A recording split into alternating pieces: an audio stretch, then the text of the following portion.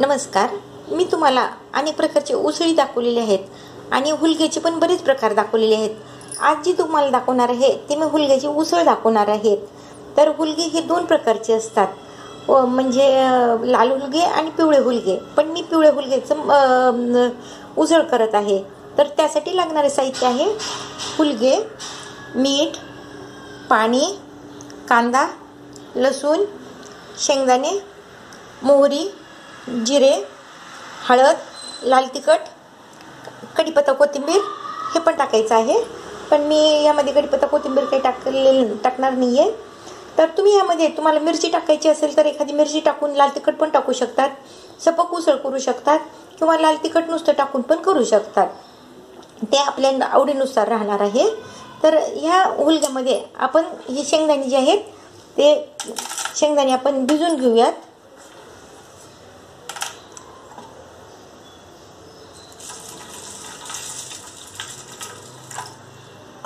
हुलगे हे साधारणतः एक 2 ते 3 तास आपण भिजत ठेवूयात आणि मग हुलग्याची उसळ करूयात. मी कांदा हा चॉप करून घेतलेला आहे, लसूण पण कट करून घेतलेला आहे. तुम्ही लसूण आणि कांद्याची पेस्ट पण करू शकतात, पण मी चॉप करून घेतलेला आहे. तर यामध्ये तुम्हाला जर टोमॅटो आवडत असेल तर टोमॅटो पण टाकू शकतात. आता मी कढईमध्ये तेल टाकलेलं आहे. आता हुलग्याची आपण उसळ तयार करत आहोत. मोहरी, जिरे,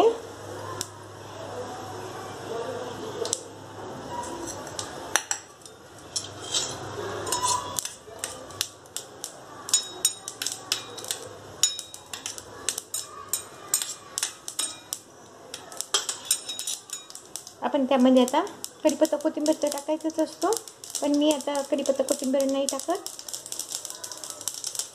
कांदा आणि लसूण, कांदा आणि लसूण हा चांगला ब्राऊन कलरचा परतू द्यायचा, ब्राऊन कलरचा होऊ द्यायचा, छान परतू द्यायचा हा कांदा. यामध्ये आपण थोडीशी हळद टाकून घेऊया आणि कांदा परतेपर्यंत आपण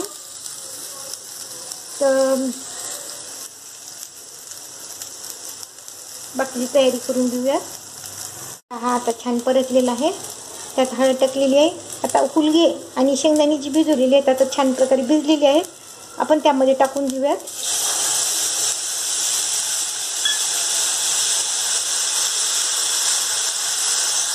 यात थोडंसं आपण लाल तिखट टाकून घेऊयात, मीठ टाकून घेऊयात.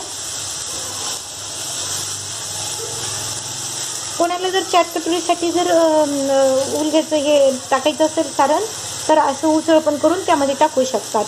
तर तेव्हा आपण पाणी नाही टाकायचं, फक्त वाफेच द्यायचं आहे.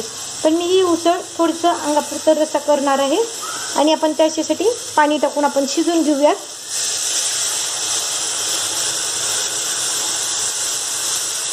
आणि यावर आता झाकण ठेवूयात आणि छान प्रकारे शिजू देऊयात. हे ती शिजली का पाहूयात. तर अशा प्रकारे छान शिजलेली आहे.